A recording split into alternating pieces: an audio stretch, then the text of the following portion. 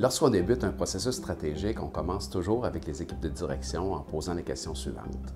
Qu'est-ce qu'un bon processus stratégique devrait faire selon vous? Les réponses qu'on a, la plupart du temps, reviennent à quelques éléments de base, puis ce sont des bonnes réponses. Un bon plan stratégique, ça doit permettre de générer du sens auprès de toutes les équipes, pas juste de l'équipe de direction.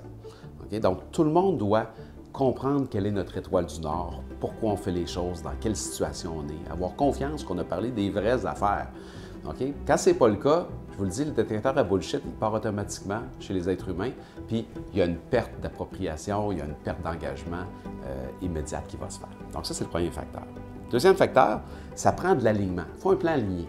Il faut un plan où chacun comprend sa place, chacun comprend la logique de ce qu'on essaye de faire, puis chacun comprend donc son rôle dans le succès de cette stratégie-là. Hein? C'est un peu comme être dans un canot ou dans une barque puis de ramer tous en même temps.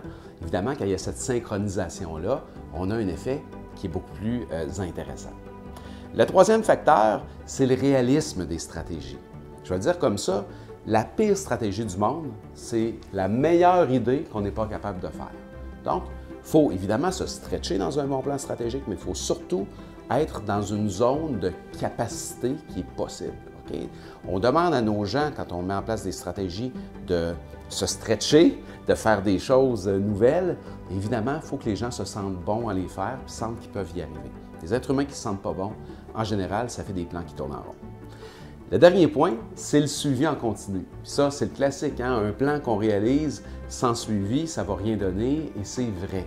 Donc, un peu comme mon canot de tout à l'heure, il faut un coup de tambour pour garder notre rythme dans le temps en continu. Donc, des suivis constants de la mise en œuvre des stratégies, puis pas juste pour l'équipe de direction, pour toutes les équipes qui sont touchées par le plan stratégique. Autrement dit, ce qu'on ne veut pas, c'est des gens qui entendent parler beaucoup d'un nouveau plan stratégique tout d'un coup, puis qui n'en entendent plus parler pendant 12 mois. Évidemment, loin des yeux, loin du cœur, et il va y avoir un désengagement. Donc, ces 4 facteurs-là, puis il y a plein d'autres choses, mais ces 4-là reviennent tout le temps dans l'esprit des gens.